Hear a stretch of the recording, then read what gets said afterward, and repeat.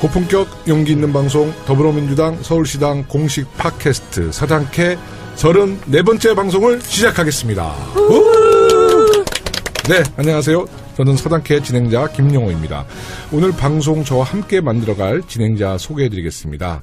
한국사회여론연구소 이은영 소장님 나오셨습니다. 예, 안녕하세요. 오랜만에 뵙습니다. 예, 저와 함게 만들어갈 진행자. 진행자가 이게 좀 잘못된 거 아닌가요? 아니, 맞죠. 고정 진행자 되셨으니까 네, 많은 경쟁자들을 뚫고 이제 고정 진행자 되셨습니다. 네, 감사합니다. 요즘 바쁘시죠? 이제 연말이 돼서요. 네. 이제 거의 마무리는 된 것 같고요. 네. 저희 회사도 오늘 송년회가 있어서 이거 방송 끝나고 바로 또 가봐야 돼요. 아, 그래요? 네네. 송년회 총 직원이 한 400명 되나요? 네. 네, 그래도 직원들 꽤 있으시죠? 저희 한 15명 정도. 아, 예. 네. 주로 이렇게 송년회 하시다 보면 주로 그래도 정치 얘기 많이 하겠네요. 네, 정치 얘기도 많이 하는데요. 네. 그거보다는 이제 좀 젊은 친구들이 많아서 요새 이제 어떤 생각들을 하는지 특히 결혼하는 친구들이 많아서요. 그런 걸 좀 많이 물어보고 그래요. 그러면 그 송년회가 굉장히 좀 무겁게 진행이 될 것 같아요. 네. 자, 2017년 서당캐의 마지막을 장식해 주실 스페셜 게스트 소개해드리겠습니다. 우리 당의 국민통합위원장이면서 최근에 민하협 신임 대표 상임의장으로 취임하신 김홍걸 의장님 나오셨습니다. 안녕하세요. 네, 안녕하세요. 김홍걸입니다. 네, 축하, 많이 축하. 네, 정말 축하드립니다. 민하협 의장님 취임을 언제 하셨죠? 지난주에 했습니다. 네, 그때 취임식 때 많은 우리 민주진영 분들 많이 오셨죠? 예. 민하협 원래 이제 멤버이시던 분들도 많이 오시고, 네. 또 과거에 이제 우리 민주당이나 네. 민주화 운동 쪽에서 헌신하셨던 분들도 많이 와주셨고, 네. 예, 또 우리 당 의원들도 몇 분 와주셔서 네. 아주 성대하게 잘 치렀습니다. 그러니까 이명박 박근혜 정부 때도 민하협이 있었죠? 있기는 있었죠. 근데 네. 유명무실하게 만들어버렸죠. 특히 홍사덕 의장, 전임 의장께서 처음에 이제 부임했을 때는 의욕적으로 뭘 해보려고 하셨어요. 근데 박근혜 그 당시 대통령이 통일 대박 이 얘기를 하지 않았습니까? 근데 그 소리를 듣고 이분이 잘못 해석을 하신 거예요. 아, 이제 평화 통일을 위한 뭘 좀 해도 된다는 소린가 보다 했는데 사실은 박근혜 씨의 그 속셈은 그냥 나는 아무 노력도 안 하고 북한이 망해가지고 그렇죠. 내 손에 똑 떨어지는 흡수 통일이 됐으면 참 좋겠다. 그런 이제 나무 밑에서 감 떨어지기 기대하는 그런 심리였던 것을 전혀 모르고 나섰다가 청와대에서 쓸데없는 짓 하지 말라는 경고 메시지가 나오는 바람에 이제 그 후로 완전히 침체 상태로 들어갔죠. 그러니까 이명박 박근혜 정부 때 민하협의 또 활동 에 대한 이야기를 거의 못 듣다가 이제 우리 김홍걸 의장님께서 이제 취임하시고 나서 우리 많은 국민들이 거는 기대가 큰 것 같아요. 네, 민하협이 1998년도에 만들어졌죠. 내년이면 20돌이 되는 해입니다. 아주 중요한 시기에 어려운 책무를 맡게 됐는데요. 이제 앞으로 좀 민하협에 대한 좀 활동, 어떤 구체적인 활동이 있습니까? 예, 원래 이제 만들어진 취지는. 당시에 이제 이 각종 그 통일운동 단체를 하나로 모아서 이런 이념이나 정치적 성향을 뛰어넘어서 뭔가 좀 공감대를 마련해서 이 민간 교류를 활성화하자. 또 정부 대 정부 간의 대화가 안 되니까 민간에서라도 뭔가 물꼬를 터보자. 그런 취지에서 저희 아버지께서 민하협을 만들도록 지금 계신 그 당시 통일부 분들하고 또 지금 우리 당에 계신 서른 의원 이런 분들을 내세워서 이렇게 시작하신 건데 역사가 반복이 되는지 20년 만에 또 비슷한 상황이 돌아와서 또 민하협이 역할을 민간 교류에서 역할을 좀 해야 될 때가 아닌가 그 생각이 듭니다. 그러면 첫 번째 하셔야 될 일이 평창 동계올림픽에 북한 참여 이 문제도 사실 민간 교류를 통해서 적극적으로 저희가 그 북한 선수들 평창 올림픽에 참여해서 좀 평화 올림픽으로 가는 길을 만드셔야 될 텐데 지금 뭐 구상하신 게 있나요? 예, 일단 뭐 국내적으로는 평창 동계올림픽을 전후해서 이런 평화연대 회의 이런 것을 계획하고 있고요. 또 이 상황이 잘 풀린다면 기회가 생긴다면 이 민간 교류의 어떤 가능성을 타진하기 위해서 방북도 고려하고 있는데 물론 여러분들 잘 아시다시피 이제 북측과의 어떤 그런 문제는 변수가 워낙 여기저기 많기 때문에 뭐 확정이 되기 전까지는 뭐 알 수가 없죠. 근데 저는 뭐 평창 올림픽에 대해서 우리가 지금 원하는 것은 북측도 참여하고 또 이 중국, 일본 등도 정상급이 와가지고 정말 명실상부한 동북아 평화를 위한 장이 벌어지기를 바라는데 뭐 우리가 바라는 것의 한 60-70%까지는 최소한 이루어지지 않을까 하는 기대를 하고요.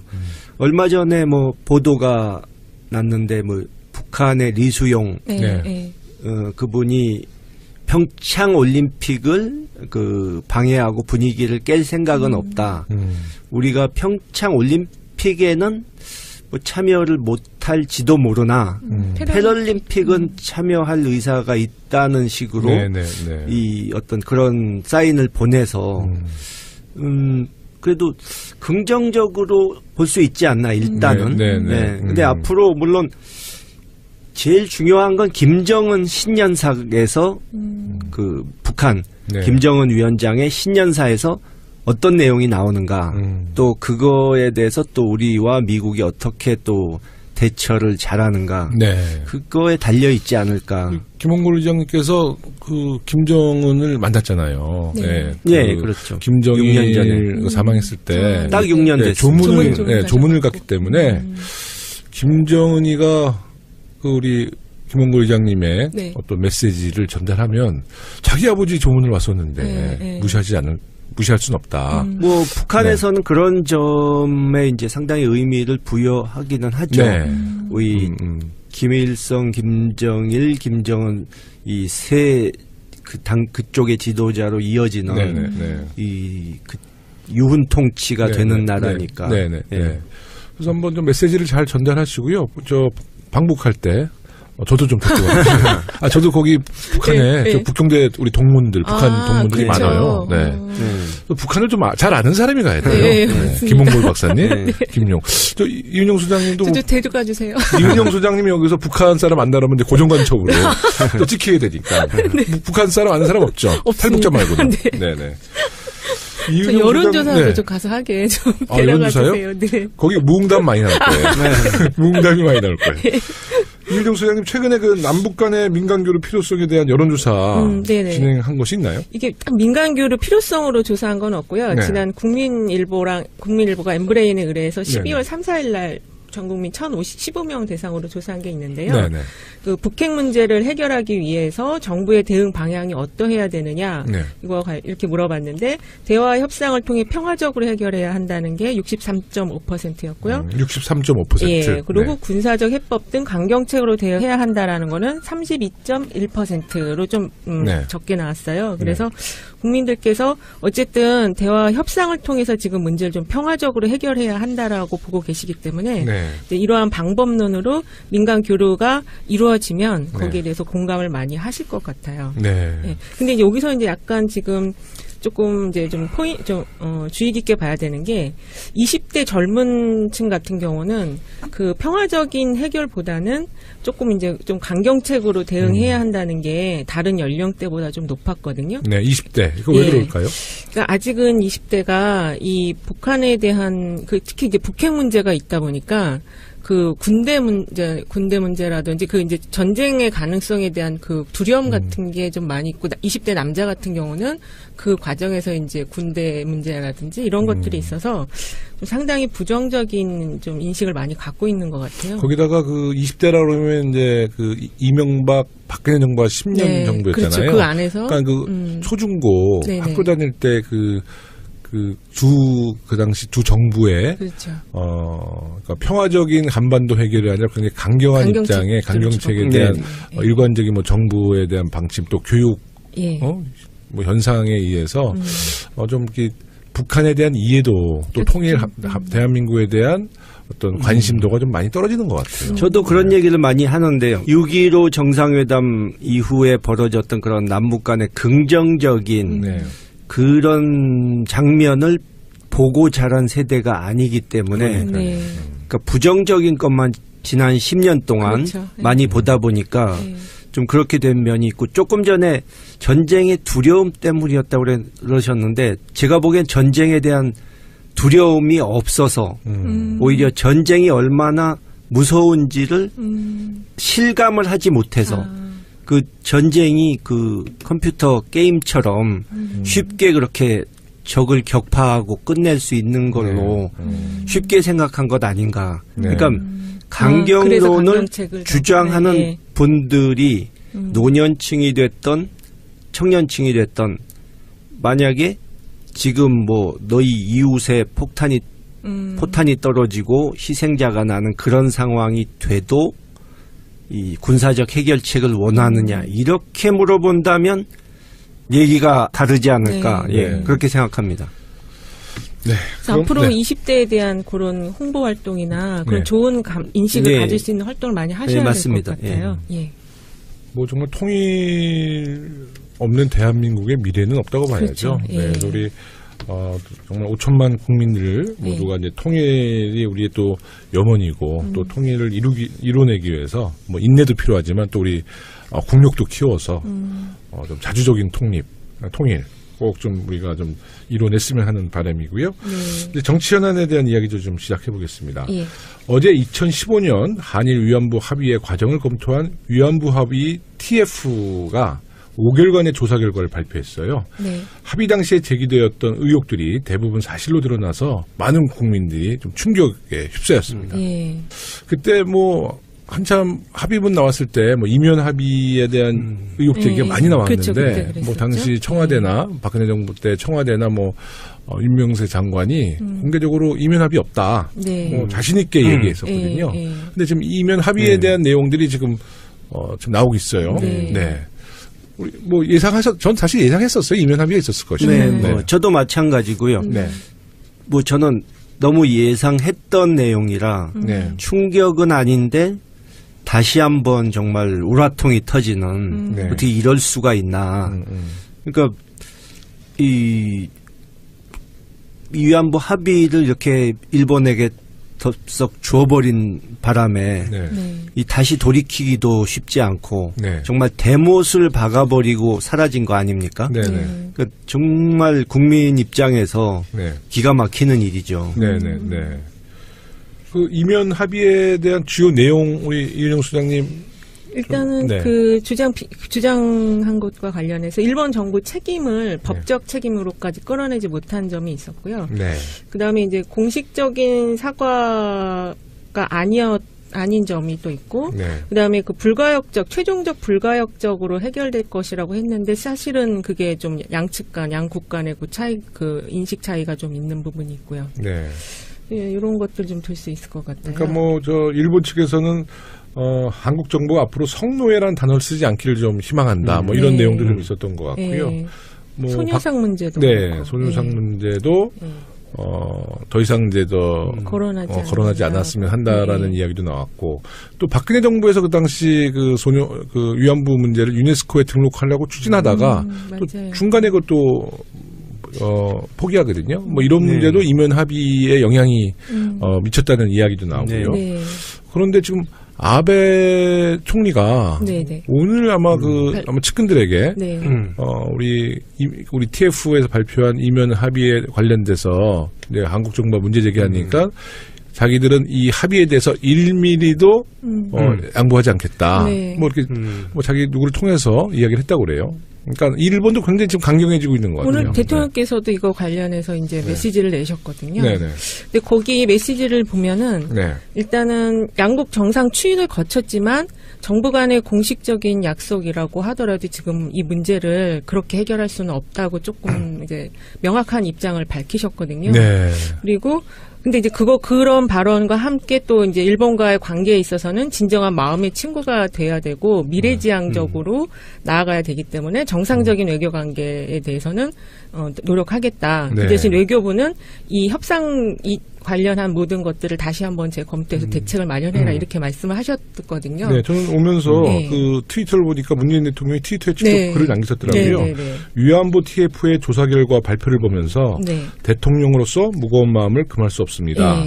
2015년 한일 양국 정부 간 위안부 협상은 절차적으로나 내용적으로나 중대한 흠결이 있었음이 확인되었습니다. 역사에서 가장 중요한 것은 진실입니다. 진실을 외면한 자리에서 길을 낼 수는 없습니다. 이렇게 글을 또 남기셨어요.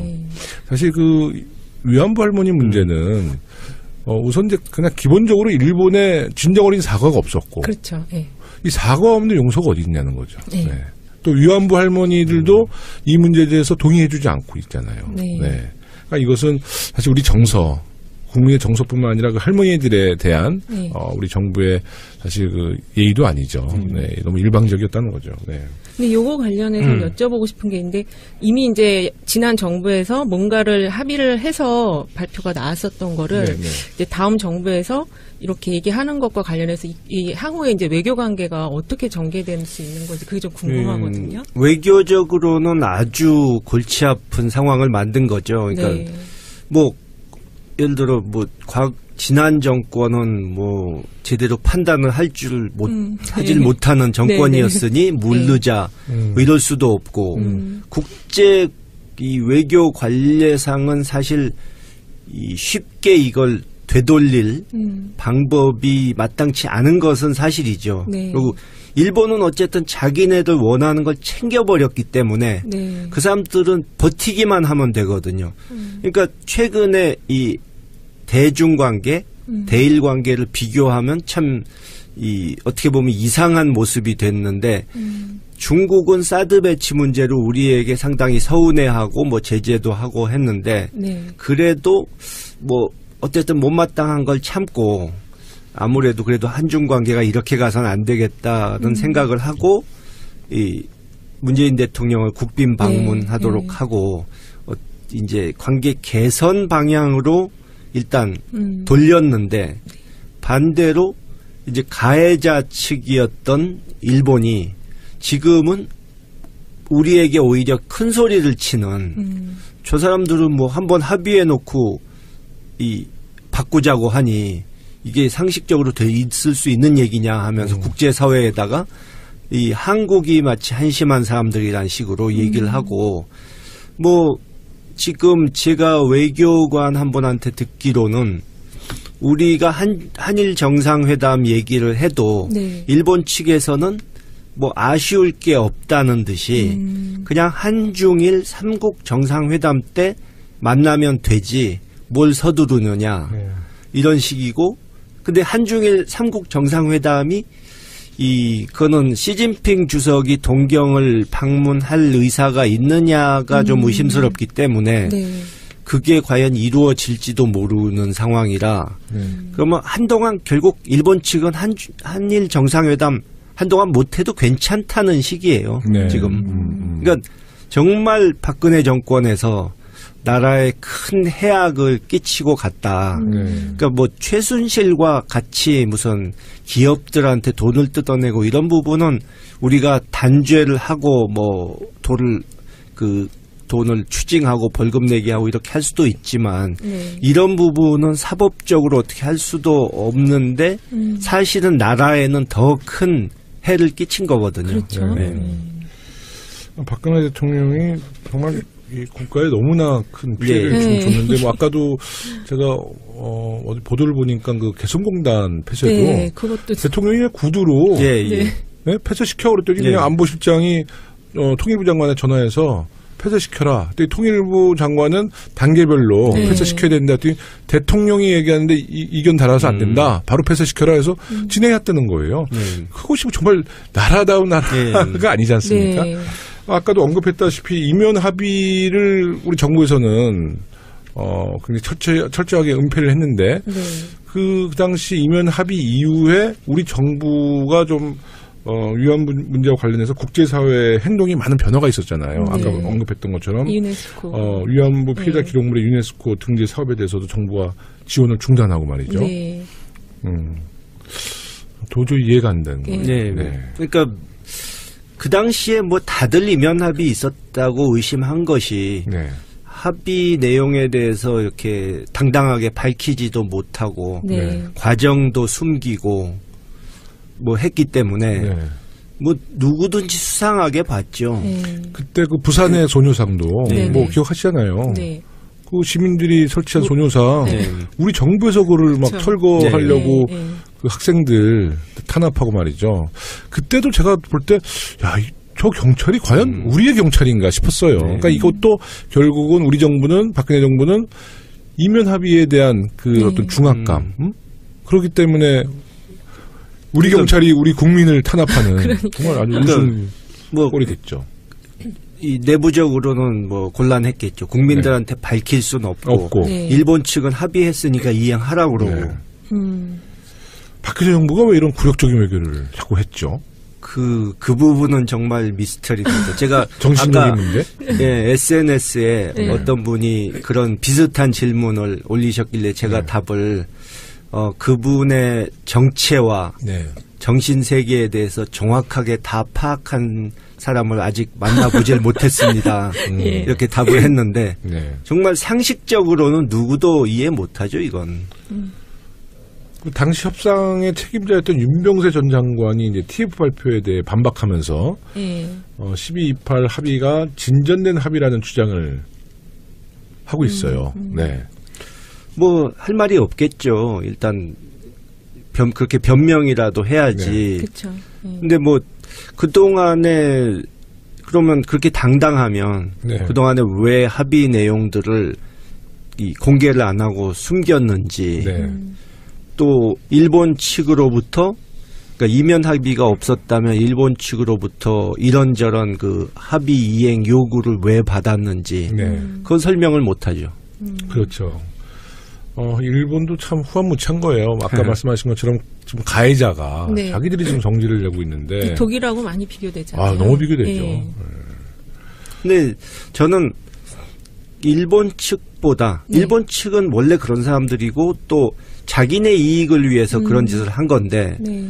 우리 쪽 당국자들은 도대체 누구의 이익을 위해서 그런 짓을 한 건지 네. 이거 설명이 안 되니까 네. 네. 더 기가 막힌 거죠. 네. 지금 강경화 장관은 위안부 합의의 재검토 의지를 피력했는데, 이제 일본은 이제 거기에 계속 그 한일 관계가 관리가 불가능해질 것이다. 네, 그러면서 네. 또 경고성 발언을 계속 쏟아내고 있거든요. 네. 좀 한일 관계가 앞으로 좀 냉각기를 갖게 될 것 같아요. 네. 우리의 입장은 어떻게 해야 됩니까? 글쎄요. 근데 일단 뭐 기본적인 방침은 뭐 단호하게 갈 수밖에 없겠지만 그것 때문에 한일 관계를 전부 다 포기할 수는 그렇죠. 없는 거니까 예, 예. 뭐 과거에도 계속 얘기 나온 대로 투트랙으로 네. 과거사 문제는 그것대로 논의하고 나머지 뭐 경제 문화적 교류라든가 협력 이런 부분은 계속 하는 방향으로 만들어 가야 할 텐데 네. 상당히 어려움이 많겠죠. 그리고 시간이 좀 흘러야 되지 않을까. 네. 그러니까 일단 뭔가 양측 정부가 다 체면을 살릴 수 있는 묘안이 나와야 되는데 네. 이게 쉬운 일은 아니니까. 근데 이거는 묘안이 아니라 상식적으로 생각하면 일본이 진정한 사과를 그렇죠. 하고 네, 네. 우리 그 위안부 할머니들이 그 사과를 정말 진심으로 또 받아주는 받아주시고, 것이 네. 이제 양국 간의 그런 그 위안부 할머니 문제를 해소시키는 거 아니에요, 갈등을. 그 현실이 네. 뭐 일본 그 현재 정치적인 분위기가 점점 우경화 돼 가지고 과거사를 이렇게 인정하고 이런 것을 전혀 과거에 뭐 예를 들어서 고노 요에이 의장이라든가 무라야마 총리라든가 이런 분 그런 의식 있는 정치인을 보기가 힘든 정치 상황이라 좀 더 힘들어졌죠. 지난번에 얼마 전에 제가 고노 요에이 의장님을 동경에서 뵙고 얘기를 좀 나누고 왔는데 그분도 참 굉장히 안타까워하시더라고요. 상황이 이렇게 된 것을. 일본 매체도 이 문제에 대해서 굉장히 강경한데요. 아사히 신문은 그래도 좀 중립적으로 썼더라고요. 예, 항상 그래도 아사히가 좀 나은 편이죠. 아사히는 일본 정치인들의 태도를 약간 좀 문제 제기를 했어요. 예전에는 양심적인 지식인들이 일본에도 있어서 교류도 많이 하고 그랬던 것 같은데 지금은 그게 진짜 많이 없는 것 같아요. 정말 드뭅니다. 그런 정치인들이 과거사에 대해서 솔직하게 얘기를 하는 정치인들이. 문재인 대통령이 사드 문제로 12월 13일 날 방중하셨을 때 시진핑 국가주석에게 이제 역지사지 했잖아요. 일본 아베에게도 똑같은 얘기했으면 좋겠어요. 역지사지. 그렇죠. 아니, 자기들이 침략 받았어 봐. 자기들 여성들이 그렇게 인권을 유린당했어 봐요. 그러니까 이거는 보편적인 그냥 인간적인 문제지. 이게 뭐 국가적인 문제라고 한 여성들의 인권 유린에 대해서 일본의 좀 양심 있는 지식층들이 좀 저는 이 문제에 대해서 오히려 일본 보수 정권과 보수 지도자들에게 강력한 메시지를 함께 던져야 될 양심적인 학계 인사들이 있을 거라고 봅니다. 일본도. 저도 그래서 그 상반기에 한일 관계, 또 한중 관계 좀 발전을 위한 행사를 좀 만들어 보려고 좀 준비하고 있습니다. 미나협에서. 미나협도 물론 끼겠지만 내년이 마침 저희 아버지께서 일본의 그 오부치 총리와 함께 이 한일 관계 발전을 위한 이 김대중 오부치 선언을 하신 지가 20년 되는 해라. 그 당시에 한일 관계가 최고로 좋았거든요. 그래서 다시 좀 그것으로 그 정신으로 되돌아가기 위해서 어떤 이런 포럼 같은 것을 한번 계획하고 있습니다. 김대중 대통령의 일본어 발음이 어떻게 되는지 아세요? 잘 몰라요. 다이쪼. 다이쪼예요? 어디서 뭐 드라마에서 본 거 같아요. 맞아요. 북한하고도 교류를 많이 하셔야 되고 일본하고도 민간 교류를 통해서 먼저 이걸 풀어나가야 돼요. 이러다가 유엔 사무총장 되는 거 아니에요? 박근혜 정부와 함께 이런 굴욕적인 외교를 한 당사자인 그 자유한국당 말이죠. 이번 TF 발표를 두고 정치보복이라고 황당한 주장을 하고 있어요. 자유한국당이 자민당인가? 진짜 어느 나라 정당이에요?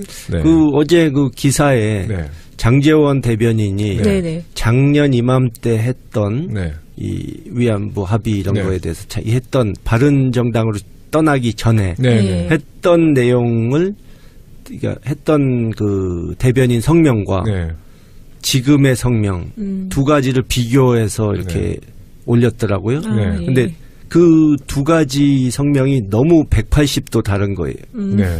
작년에 낸 거는 너무 참 옳은 말이고 잘 썼고 금년에 내놓은 것은 황당한 억지 주장만 있고 그래서 야 1년 사이에 이렇게 될 수가 있나 사람이.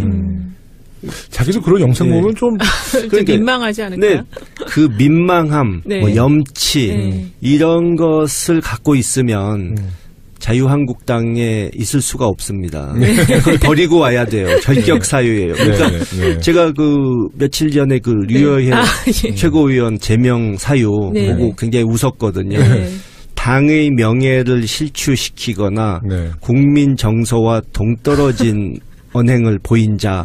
그렇게 하면은 거기에 해당되는 분들이 너무 많은데 그렇게 당헌을 그렇게 정해놔도 되는가?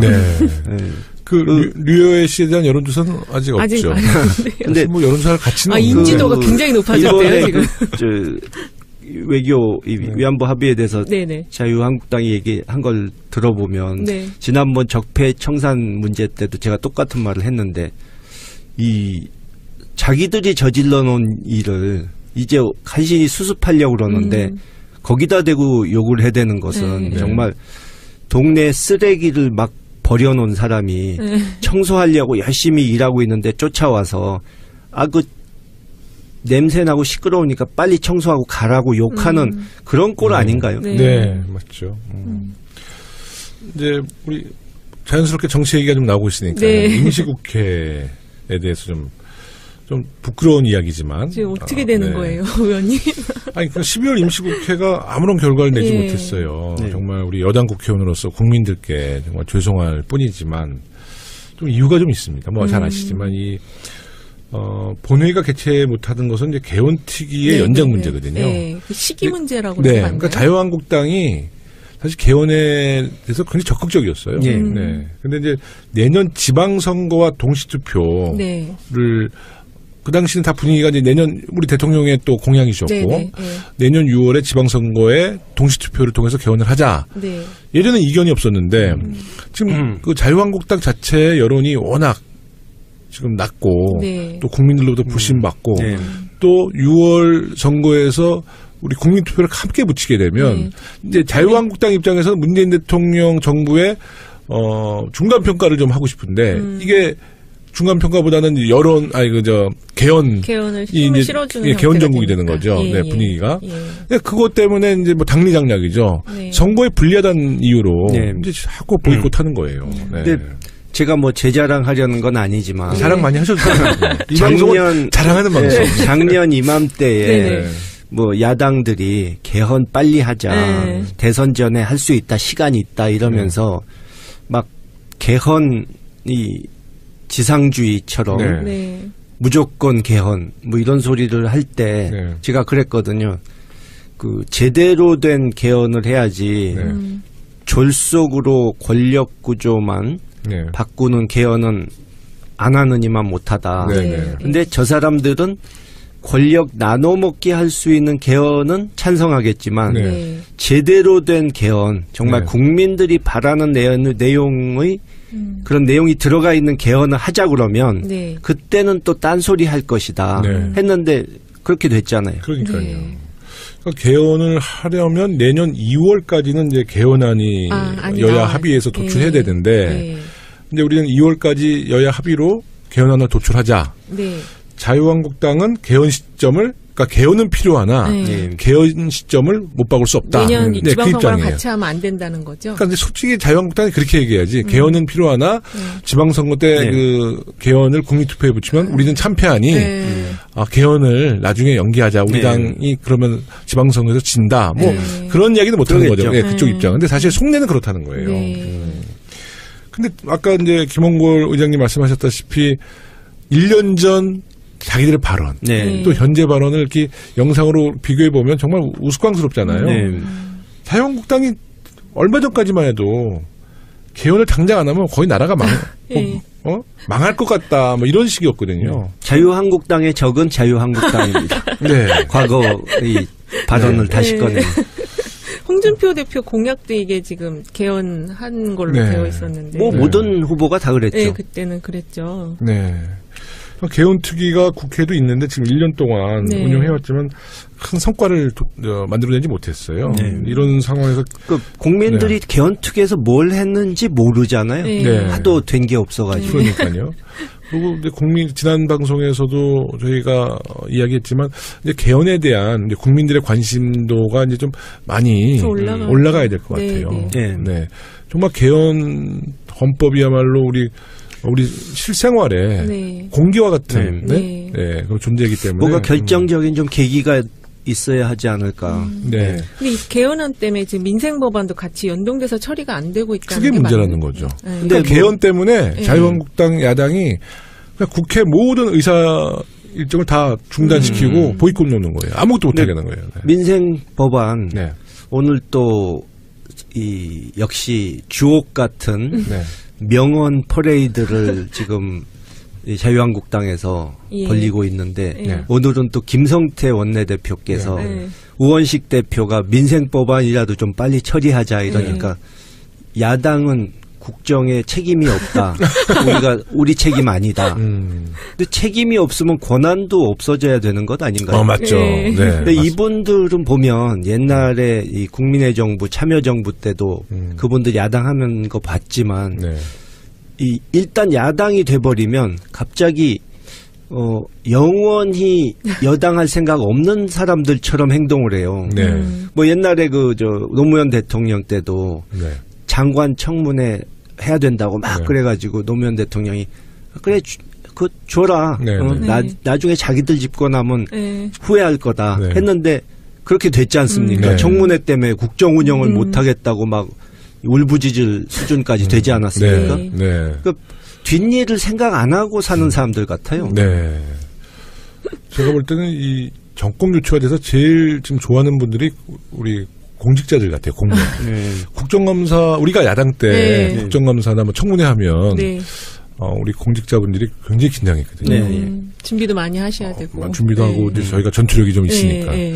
요즘 이제 저희가 여당 되니까 야당 의원들이 사실 전투력이 굉장히 떨어져요. 그리고 굉장히 집을 빨리 가고 싶어하는 약간 신데렐라병 같은 게 좀 있는 것 같아요. 6시 되면 밥 먹어야 되고 빨리 끝내려고 그래요. 지난번에 우리 그 선거관리위원장 청문회 했는데도 우리 야당 때는 늦게까지 했거든요. 근데 고맙게도 그냥 뭐 빨리 끝내자고 해서 그냥 빨리 끝내드렸는데 공무원들은 좋아하지. 그렇죠. 좋아하죠. 국회에서 뭐 이렇게 공격하는 것도 보면 정확하게 표적에 조준해서 쏘는 게 아니고 어두운 데서 그냥 아무데나 난사한 후에 하나쯤 맞겠지 뭐 이런 태도더라고요. 그렇죠. 그래서 이 더불어민주당이 집권하고 이제 자유한국당 야당 이 체계가 우리 대한민국의 미래를 굉장히 밝게 하는 것 같아요. 이 체계가 영원히 가야 될 것 같아요. 공무원들도 안정되고 국가도 안정되고. 그래서 저는 자유한국당이 여당보다는 야당의 역할을 그냥 계속 했으면 좋겠다. 그런 얘기를 좀 하고 싶고요. 그 국회에서 개헌안을 마련하지 못해서 정부안이라도 이제 개헌안을 좀 발의해야 한다는 이야기가 나오고 있어요. 근데 이게 국회에서 정부안이 가도 다시 또 국회에서 통과시켜줘야 되는 거 아닌가요? 그래도 이제 어느 정도 중심은 잡히는 거죠. 개헌안이라는 것이 나오니까. 지금 우리는 개헌안 자체를 도출을 못하니까. 그렇죠. 어떻게 생각하세요? 우리 정부에서도 개헌안을 좀 직접 발의한다고 생각하십니까? 물론 뭐 냈을 때 3분의 2 표를 얻기가 쉽지 않겠죠. 그러나 저쪽에서 그런 식으로 지연작전을 쓴다면 국민들께 제대로 된 개헌안을 일단 보여드리고 그 국민들의 지지를 얻기 위해서라도 한번 시도는 해볼 가치는 있다고 생각합니다. 그러니까 얼마나 답답하면 이런 이야기가 나오겠습니까? 그럼 좀 주제를 다시 국민의당 이야기를 저희가 조금씩 언급하는데 우리 안철수 전문가 김홍걸 의장님 오셨으니까 국민의당 이야기를 제발 내년 6월에는 이 안철수 전문가 안 해도 될 상황이 오길 바랍니다. 안철수 전문가 아니시면 이 서당캐에서 잘 안 불러주실지 몰라요. 현재 국민의당이 전당원 투표가 진행되고 있어요. 이게 통합 반대 측에 가처분 신청이 있었는데 뭐 가처분 신청은 이제 기각된 거죠? 그렇죠. 그래서 투표는 예정대로 진행되고 있어요. 결과는 우리 이은영 소장님 어떻게 예측됩니까? 지금 오늘 5시 투표율이 16.96%였거든요. 근데 저는 이게 지금 보니까 반대 그쪽 이제 통합 반대하는 의원님들이 적극적으로 홍보를 하고 있는데도 나쁜 투표. 나쁜 투표. 참여하지 말자. 근데도 이 정도면 지금 높은 수준이라고 보시더라고요. 그래서 제 생각엔 어쨌든 이게 결론은 통합하는 걸로 가지 않을까. 그렇게 이상한데 지금 전문가. 글쎄요. 근데 뭐 어제는 굉장히 많이 참여를 했는데 근데 참여할 사람들이 거의 다 참여해서인지 오늘은 별로 없는데 뭐 어차피 이건 요식 행위니까 뭐 또 전당대회도 해야 된다고 그러고 그러니까 결국은 그냥 서로 싸움하다가 결국은 어떻게 갈라져야 되는 상황인 것 같은데 뭐 박지원 의원 같은 분도 선거 전 대선 전까지는 문모닝이었는데 요즘은 안모닝으로 바뀌었더라고요. 그러니까 그 지난번 그 제가 목포에서 그 계란 투척 사건이 있을 때도 이 근거리에 서 있어가지고 제가 좀 그걸 봤는데 안철수 대표는 그래도 같은 당 이렇게 같이 했던 분인데 보고도 이렇게 멀뚱멀뚱 쳐다만 보고 닦아주고 그러지 않으시고요? 닦아주기는커녕 가까이 가서 괜찮냐고 묻지도 않더라고요. 미소를 짓진 않았죠. 그거는 뭐 확실치는 않습니다. 표정에 대해서는. 근데 그 박지원 전 원내대표 좀 더 더 서로 같이 있으면 더 추한 모습만 자꾸 나오니까 네. 빨리 이제 끝난 사이 결별 빨리 하시는 게 좋지 않을까. 네. 아니, 박지원 전 원내대표가 네. 뉴스공장. 네네네. 뉴스공장이 오늘 오전에 인터뷰를 하셔서 네. 우리 안철수 대표를 이렇게 평가하더라고요. 굉장히 순수하고 착한 사람인데 네. 오염이 이렇게 빨리 될 줄 몰랐다. 차라리 연예인을 했으면 잘했을 것이다. 네. 이런 인터뷰를 했어요. 네. 7개월 전에는 문재인 대통령이 이렇게 선출되면 네. 나라 망하고 네. 안철수 후보가 선출돼야 우리나라가 살 수 있다고 네. 그러셨는데 네. 너무 빨리 이게 바뀌는 거 아닌가요? 안철수 대표가 하여튼 승부수를 띄웠는데요. 네. 안철수 대표가 언론 인터뷰를 통해서 당이 살아남기 위해서는 외연 확장이 반드시 필요하다. 네. 의원 수가 줄어들어도 통합정당의 지지율이 지금보다 높다면 네. 외연 확장에 성공하는 거다. 이런 주장을 했어요. 네. 네. 이 세게 주장하고 있죠, 네, 지금. 수도권 젊은 정당으로 변신하겠다고 얘기를 했는데 네. 과연 가능할지는 모르겠어요. 네. 오늘 바른정당의 무슨 모임에 안철수 대표가 참석하셨거든요. 네. 막 거기서 막 안철수 화이팅 막 나오고. 네.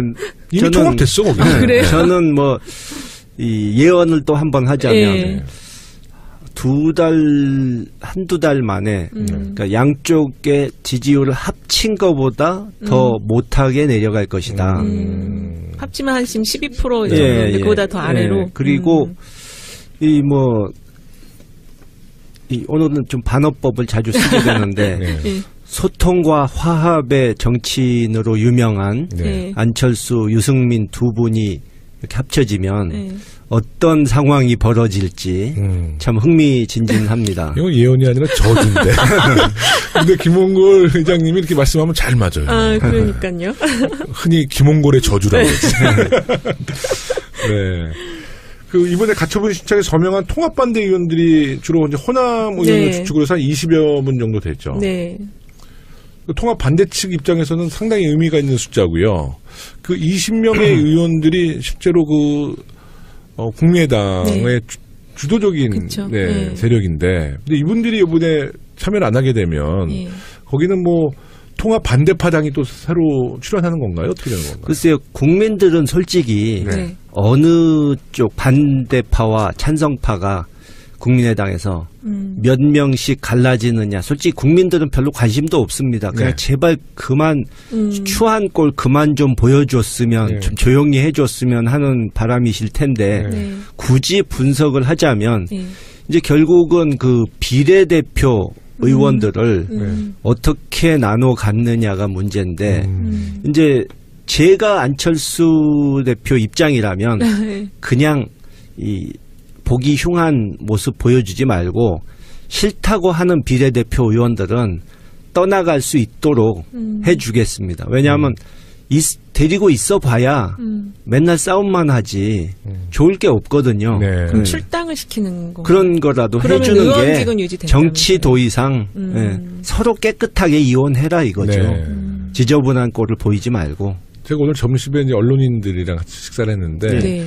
그 20여 명의 그 통합 반대 측 네. 중진 의원들, 호남을 기반한 중진 의원들이 조금 목리나 그런 네. 어떤 강경한 입장이 조금 수그러들고 있대요. 아, 그래요? 몇 분들이. 그래서 실제로 통합이 되면 네. 잔류할 수 있는 의원들도 더 늘어날 수 있는. 늘어날 것이다. 주승용 의원 같은 분은 네.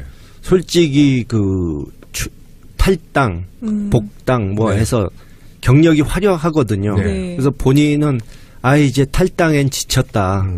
어느 쪽으로 기울든 네. 자기는 안 움직이겠다. 이러셨다고 그러더라고요. 그게 보도가 나왔나요? 아니면 전원인가요? 어디서 들었는데 네.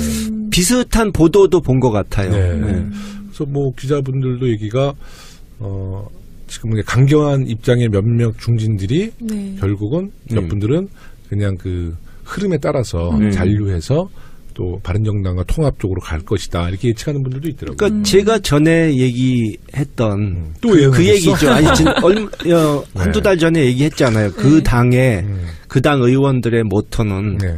나만 살고 보자. 당이야 어떻게 됐던 네. 나부터 살고 보자기 때문에 네. 이 행동 통일이라든가 뭐 이런 단합이라든가 이런 것은 맞아요. 기대하면 안 된다. 그러니까 아마 그렇게 될 것 같아요. 이 통합 직전이나 통합되자마자 이제 여론이 발표될 거 아니에요, 여론조사가. 근데 예를 들어서 뭐 12% 이상 나왔다.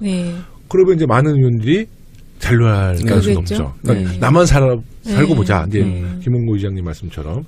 근데 결국은 전당원 투표 결과에 따라서 만약에 그 통합이 결정이 됐어요. 그러면 지금 반대하는 20여 명의 의원들이 끝까지 그 반대 의사를 철회하지 않고 끝까지 반대를 할 경우에는 그분들은 어떻게 되는 겁니까? 그러면 이제 거의 포트피플 되는 건데.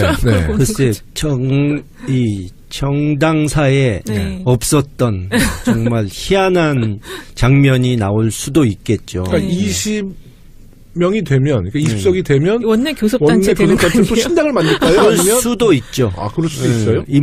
일단 원내 교섭단체가 아닌 무소속으로 있는 거는 불편하니까. 근데 만약에 20석이 안 되고 뭐 한 14석 정도 된다. 그러면 더 복잡해지겠네. 할 데가 없는 거 아니에요? 못 나가죠, 그러면. 안에서 반대하는. 그들은 그냥 포트피플이에요? 그냥 배 타고 막 떠돌아 다니다가 어떻게 되는 거예요, 그러면? 근데 정말 이런 일은 유례 없는 전례가 없기 때문에 예상을 한다는 것 자체가 그리고 전혀 체질이 다른 이 바른정당과 국민의당 통합도 흔치 않은 일이고 일단 안철수 대표 같은 정치인이 우리 역사상 없었거든요. 그렇기 때문에 정말 예측하기 힘든 거죠. 아마 전문가들 중에도 자신 있게 얘기하는 분 없을 겁니다.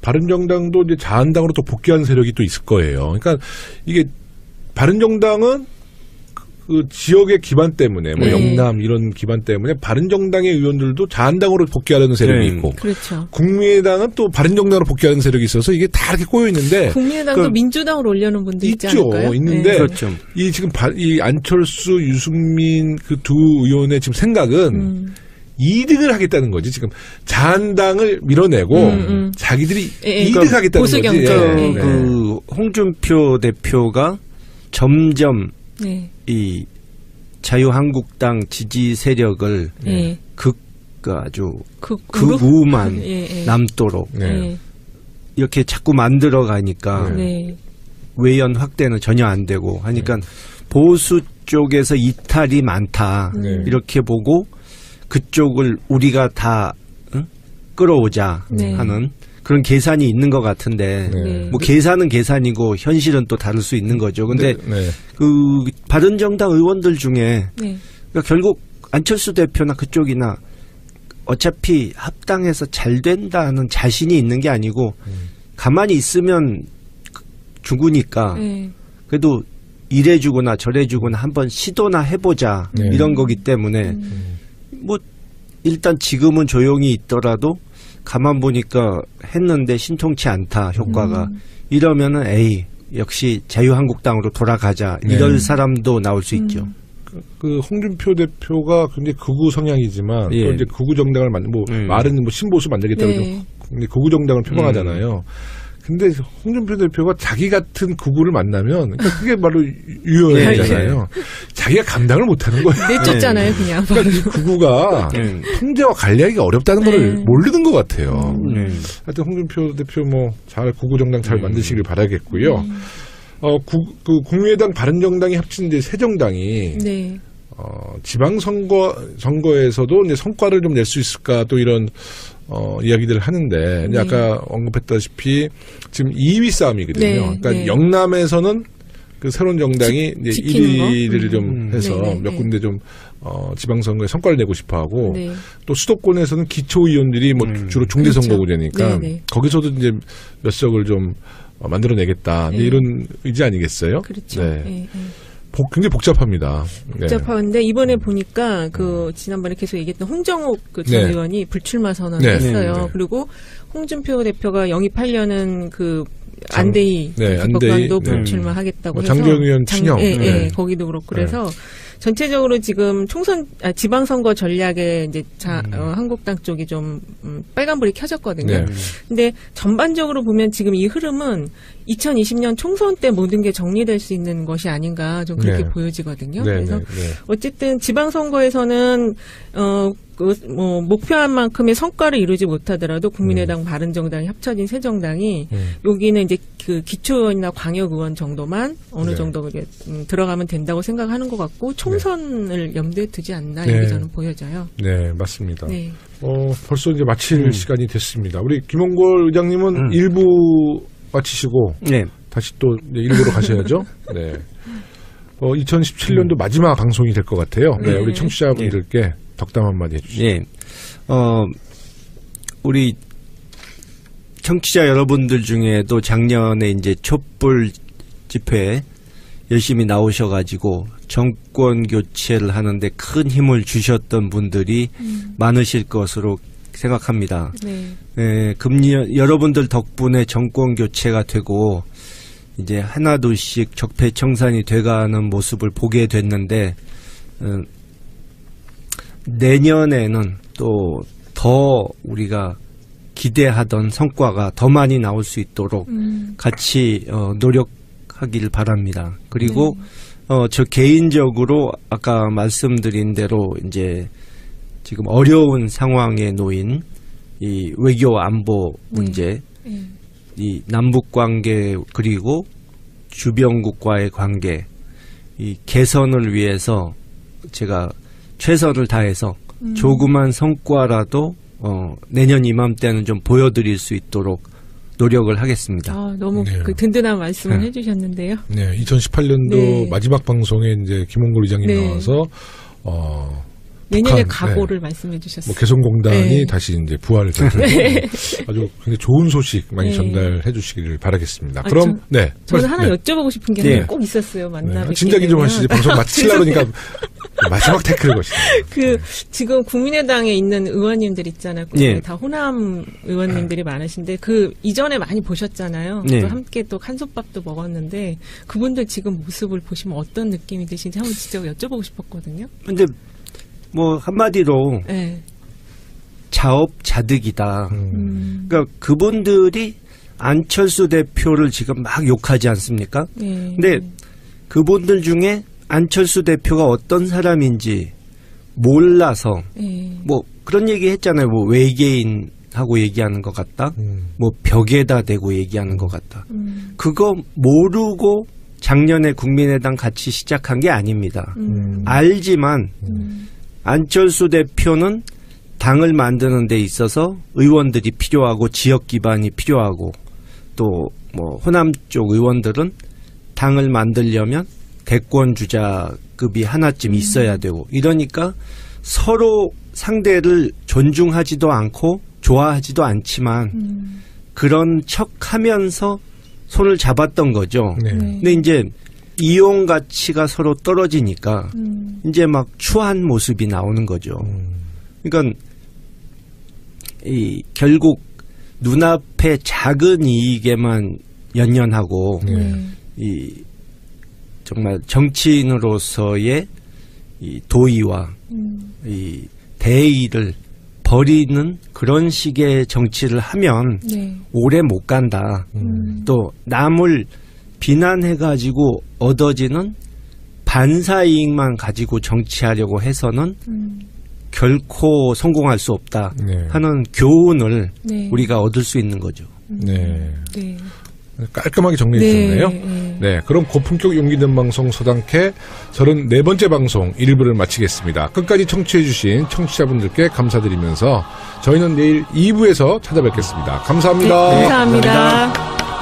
만들어진 취지는 당시에 이제 이 각종 그 통일운동 단체를 하나로 모아서 이런 이념이나 정치적 성향을 뛰어넘어서 뭔가 좀 공감대를 마련해서 이 민간 교류를 활성화하자.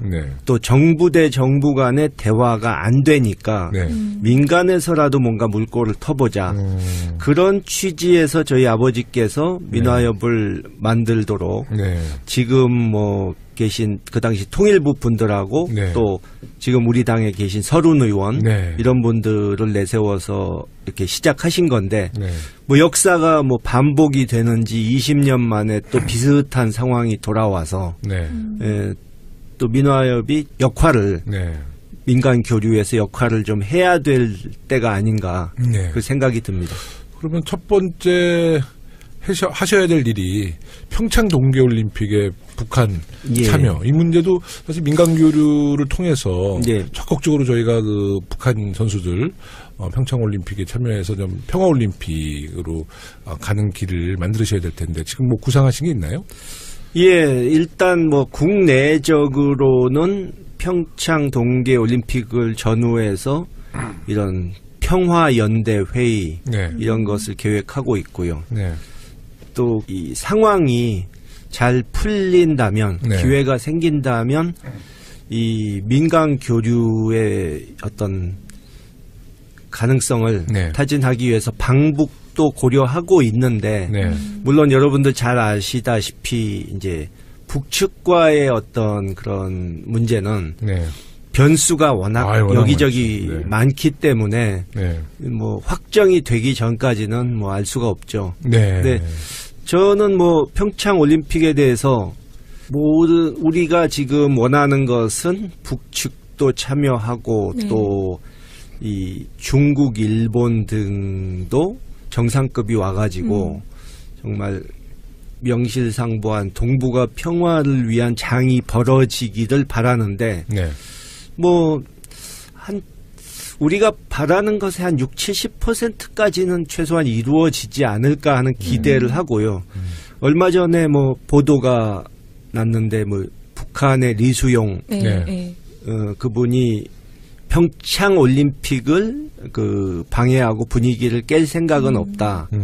우리가 평창 올림픽에는 뭐 참여를 못할지도 모르나 패럴림픽은 참여할 의사가 있다는 식으로 네. 네. 네. 이 어떤 그런 사인을 보내서 그래도 긍정적으로 볼 수 있지 않나 일단은. 네, 네, 네. 근데 앞으로 물론 제일 중요한 건 김정은 신년사에서 그 북한 네. 김정은 위원장의 신년사에서 어떤 내용이 나오는가 또 그거에 대해서 또 우리와 미국이 어떻게 또 대처를 잘하는가 네. 그거에 달려 있지 않을까. 김홍걸 의장님께서 그 김정은을 만났잖아요. 네. 예, 그렇죠. 김정일 6년 전에. 사망했을 때 딱 6년 네, 됐습니다. 조문을 갔기 때문에 김정은이가 그 우리 김홍걸 의장님의 네. 어떤 메시지를 전달하면 자기 아버지 조문을 왔었는데 네. 무시할 수는 없다. 뭐 북한에서는 그런 점에 떨어지고 희생자가 나는 그런 상황이 돼도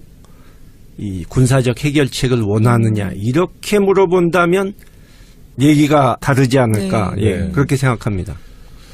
네. 그래서 앞으로 네. 20대에 대한 그런 홍보 활동이나 그런 네. 좋은 인식을 네. 가질 수 있는 활동을 많이 하셔야 될 것 맞습니다. 같아요. 예. 뭐 정말 통일 없는 대한민국의 미래는 없다고 봐야죠. 그렇죠. 예. 네, 그래서 우리 정말 5천만 국민들 모두가 이제 통일이 우리의 또 염원이고 또 통일을 이뤄내기 위해서 뭐 인내도 필요하지만 또 우리 국력도 키워서 좀 자주적인 통일 꼭 좀 우리가 좀 이뤄냈으면 하는 바람이고요. 네. 정치 현안에 대한 이야기도 좀 시작해 보겠습니다. 예. 어제 2015년 한일 위안부 합의의 과정을 검토한 위안부 합의 TF가 5개월간의 조사 결과를 발표했어요. 네. 합의 당시에 제기되었던 의혹들이 대부분 사실로 드러나서 많은 국민들이 좀 충격에 휩싸였습니다. 예. 그때 뭐 한참 합의문 나왔을 때 뭐 이면 합의에 대한 의혹 제기가 예. 많이 나왔는데 그렇죠. 그때 그랬었죠. 뭐 당시 청와대나 박근혜 정부 때 청와대나 뭐 윤명세 장관이 공개적으로 이면 합의 없다. 네. 뭐 자신 있게 얘기했었거든요. 예. 근데 지금 이면 합의에 대한 내용들이 지금 나오고 있어요. 네. 네. 우리 뭐 전 사실 예상했었어요. 이면 합의가 있었을 것이다. 네, 뭐 저도 마찬가지고요. 네. 뭐 저는 너무 예상했던 내용이라 네. 충격은 아닌데 다시 한번 정말 우라통이 터지는 네. 어떻게 이럴 수가 있나. 그러니까 이 위안부 합의를 이렇게 일본에게 덥석 주워버린 바람에 네. 이 다시 돌이키기도 쉽지 않고 네. 정말 대못을 박아버리고 사라진 거 아닙니까? 네. 그러니까 정말 국민 입장에서 네. 기가 막히는 일이죠. 네네. 네. 그 이면 합의에 대한 주요 내용 우리 이은영 소장님. 일단은 네. 그 주장한 것과 관련해서 일본 정부 책임을 법적 책임으로까지 끌어내지 못한 점이 있었고요. 네.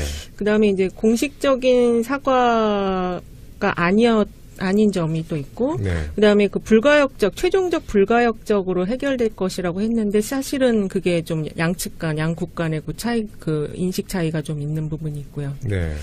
예, 이런 것들 좀 들 수 있을 것 같아요. 그러니까 일본 측에서는 한국 정부가 앞으로 성노예라는 단어를 쓰지 않기를 좀 희망한다. 뭐 이런 내용도 좀 있었던 것 같고요. 뭐 소녀상 문제도 네, 그렇고. 소녀상 문제도 더 이상 이제 거론하지 않았으면 한다라는 이야기도 나왔고, 또 박근혜 정부에서 그 당시 그 위안부 문제를 유네스코에 등록하려고 추진하다가 또 중간에 그것도 포기하거든요. 뭐 이런 문제도 이면 합의에 영향이 미쳤다는 이야기도 나오고요. 네. 그런데 지금 아베 총리가 오늘 아마 아마 측근들에게 우리 TF에서 발표한 이면 합의에 관련돼서 한국 정부가 문제 제기하니까 자기들은 이 합의에 대해서 1mm도 양보하지 않겠다. 뭐 이렇게 뭐 자기 누구를 통해서 이야기를 했다고 그래요. 그러니까 일본도 굉장히 지금 강경해지고 있는 것 같아요. 오늘 대통령께서도 이거 관련해서 이제 메시지를 내셨거든요. 네네. 근데 거기 메시지를 보면은 일단은 양국 정상 추인을 거쳤지만 정부 간의 공식적인 약속이라고 하더라도 지금 이 문제를 그렇게 해결할 수는 없다고 조금 이제 명확한 입장을 밝히셨거든요. 네. 그리고 근데 이제 그런 발언과 함께 또 이제 일본과의 관계에 있어서는 진정한 마음의 친구가 돼야 되고 미래지향적으로 나아가야 되기 때문에 정상적인 외교 관계에 대해서는 노력하겠다. 그 대신 외교부는 이 협상 관련한 모든 것들을 다시 한번 재검토해서 대책을 마련해라 이렇게 말씀을 하셨거든요. 네, 저는 오면서 그 트위터를 보니까 문재인 대통령이 트위터에 직접 글을 남기셨더라고요. 위안부 TF의 조사 결과 발표를 보면서 대통령으로서 무거운 마음을 금할 수 없습니다. 2015년 한일 양국 정부 간 위안부 협상은 절차적으로나 내용적으로나 중대한 흠결이 있었음이 확인되었습니다. 역사에서 가장 중요한 것은 진실입니다. 진실을 외면한 자리에서 길을 낼 수는 없습니다. 이렇게 글을 또 남기셨어요. 사실 그 위안부 할머니 문제는 우선 이제 그냥 기본적으로 일본에 진정 어린 사과가 없었고, 그렇죠. 이 사과 없는 용서가 어디 있냐는 거죠. 또 위안부 할머니들도 이 문제에 대해서 동의해주지 않고 있잖아요. 그러니까 이것은 사실 우리 정서, 국민의 정서뿐만 아니라 그 할머니들에 대한 우리 정부의 사실 그 예의도 아니죠. 너무 일방적이었다는 거죠.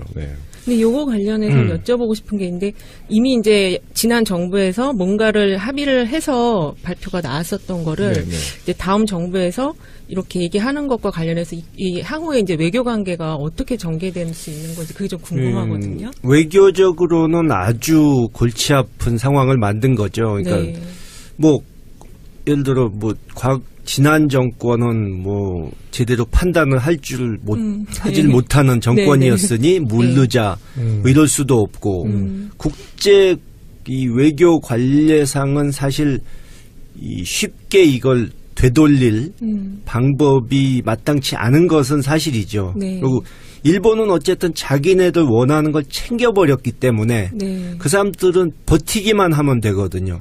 그러니까 최근에 이 대중관계, 대일관계를 비교하면 참 어떻게 보면 이상한 모습이 됐는데 중국은 사드 배치 문제로 우리에게 상당히 서운해하고 뭐 제재도 하고 했는데 그래도 뭐 어쨌든 못마땅한 걸 참고 아무래도 그래도 한중 관계가 이렇게 가서는 안 되겠다는 생각을 하고 이 문재인 대통령을 국빈 방문하도록 하고 이제 관계 개선 방향으로 일단 돌렸는데 반대로 이제 가해자 측이었던 일본이 지금은 우리에게 오히려 큰 소리를 치는 저 사람들은 뭐 한번 합의해 놓고 바꾸자고 하니 이게 상식적으로 돼 있을 수 있는 얘기냐 하면서 국제사회에다가 이 한국이 마치 한심한 사람들이란 식으로 얘기를 하고 뭐 지금 제가 외교관 한 분한테 듣기로는 우리가 한일 정상회담 얘기를 해도 네. 일본 측에서는 뭐 아쉬울 게 없다는 듯이 그냥 한중일 3국 정상회담 때 만나면 되지 뭘 서두르느냐 네. 이런 식이고 근데 한중일 3국 정상회담이 그거는 시진핑 주석이 동경을 방문할 의사가 있느냐가 좀 의심스럽기 때문에 네. 그게 과연 이루어질지도 모르는 상황이라 그러면 한동안 결국 일본 측은 한일 정상회담 한동안 못해도 괜찮다는 시기예요. 네. 지금 이제 상당히 의미를 부여하기는 하죠. 네. 우리 김일성, 김정일, 김정은 이 세 그쪽의 지도자로 이어지는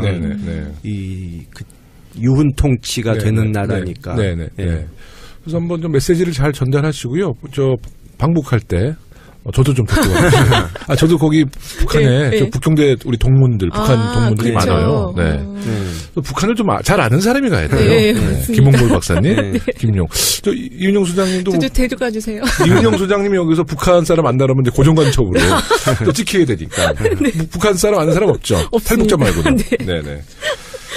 저 여론조사도 좀 가서 하게 좀 데려가 주세요. 네. 거기 무응답 많이 나올 거예요. 무응답이 많이 나올 거예요.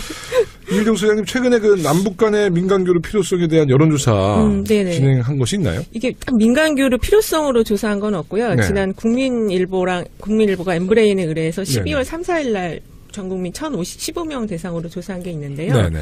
그 북핵 문제를 해결하기 위해서 정부의 대응 방향이 어떠해야 되느냐 이거 이렇게 물어봤는데 대화 협상을 통해 평화적으로 해결해야 한다는 게 63.5%였고요. 63.5%. 예. 그리고 군사적 해법 등 강경책으로 대응해야 한다라는 거는 32.1%로 좀 적게 나왔어요. 그래서 국민들께서 어쨌든 대화 협상을 통해서 지금 문제를 좀 평화적으로 해결해야 한다라고 보고 계시기 때문에 이러한 방법론으로 민간 교류가 이루어지면 거기에 대해서 공감을 많이 하실 것 같아요. 네. 근데 이제 여기서 이제 약간 지금 조금 이제 좀 주의 깊게 봐야 되는 게 20대 젊은 층 같은 경우는 그 평화적인 해결보다는 조금 이제 좀 강경책으로 대응해야 한다는 게 다른 연령대보다 좀 높았거든요. 네, 20대. 이거 왜 그럴까요?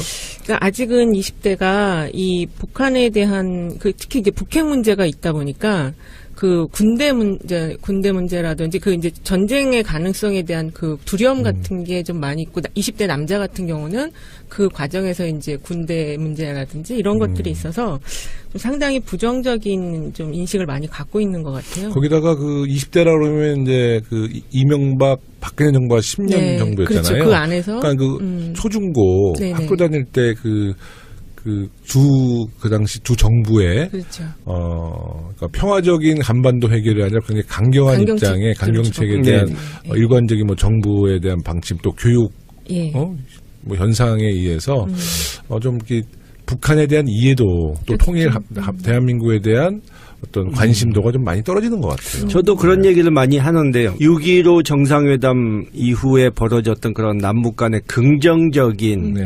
그런 장면을 보고 자란 세대가 아니기 때문에 그러니까 부정적인 것만 지난 10년 동안 많이 보다 보니까 좀 그렇게 된 면이 있고 조금 전에 전쟁의 두려움 때문이었다고 그러셨는데 제가 보기엔 전쟁에 대한 두려움이 없어서 오히려 전쟁이 얼마나 무서운지를 실감을 하지 못해서 그 전쟁이 그 컴퓨터 게임처럼 쉽게 그렇게 적을 격파하고 끝낼 수 있는 걸로 쉽게 생각한 것 아닌가. 그러니까 강경론을 주장하는 분들이 노년층이 됐던 청년층이 됐던 만약에 지금 뭐 너희 이웃에 포탄이 고품격 용기 있는 방송 더불어민주당 서울시당 공식 팟캐스트 사당캐 34번째 방송을 시작하겠습니다.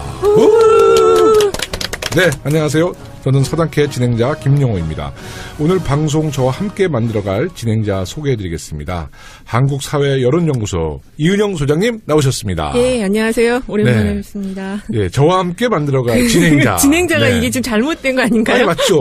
고정 진행자 되셨으니까 네, 많은 경쟁자들을 뚫고 이제 고정 진행자 되셨습니다. 네, 감사합니다. 요즘 바쁘시죠? 이제 연말이 돼서요. 네. 이제 거의 마무리는 된 것 같고요. 네. 저희 회사도 오늘 송년회가 있어서 이거 방송 끝나고 바로 또 가봐야 돼요. 아, 그래요? 네네. 송년회 총 직원이 한 400명 되나요?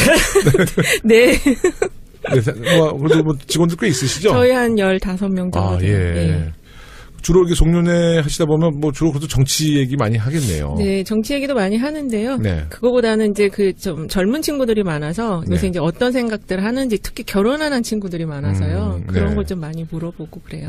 그러면 그 송년회가 굉장히 좀 무겁게 진행이 될 것 같아요. 네. 자, 2017년 서당캐 마지막을 장식해 주실 스페셜 게스트 소개해드리겠습니다. 우리 당의 국민통합위원장이면서 최근에 민화협 신임 대표 상임의장으로 취임하신 김홍걸 의장님 나오셨습니다. 네, 안녕하세요. 네, 안녕하세요. 김홍걸입니다. 네, 축하, 많이 축하. 네, 정말 축하드립니다. 민화협 의장님 취임을 언제 하셨죠? 지난주에 했습니다. 네, 그때 취임식 때 많은 우리 민주진영 분들 많이 오셨죠? 예. 민화협 원래 이제 멤버이시던 분들도 많이 오시고. 네. 또 과거에 이제 우리 민주당이나 민주화 운동 쪽에서 헌신하셨던 분들도 많이 와주셨고, 예, 또 우리 당 의원들도 몇 분 와주셔서 아주 성대하게 잘 치렀습니다. 그러니까 이명박 박근혜 정부 때도 민화협이 있었죠? 있기는 있었죠. 근데 유명무실하게 만들어버렸죠. 특히 홍사덕 의장 전임 의장께서. 처음에 이제 부임했을 때는 의욕적으로 뭘 해보려고 하셨어요.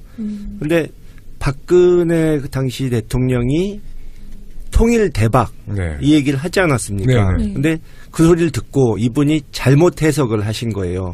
아, 이제 평화 통일을 위한 뭘 좀 해도 된다는 소린가 보다 했는데 사실은 박근혜 씨의 그 속셈은 그냥 나는 아무 노력도 안 하고 북한이 망해가지고 그렇죠. 내 손에 똑 떨어지는 흡수 통일이 됐으면 참 좋겠다.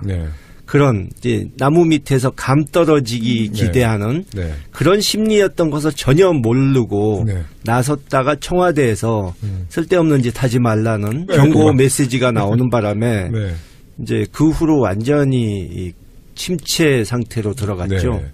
그러니까 이명박 박근혜 정부 때 민화협의 또 활동에 대한 이야기를 거의 못 듣다가 이제 우리 김홍걸 의장님께서 이제 취임하시고 나서 우리 많은 국민들이 거는 기대가 큰 것 같아요. 네, 민화협이 1998년도에 만들어졌죠. 내년이면 20돌이 되는 해입니다. 아주 중요한 시기에 어려운 책무를 맡게 됐는데요. 이제 앞으로 좀 민화협에 대한 좀 활동, 어떤 구체적인 활동이 있습니까? 예, 원래 이제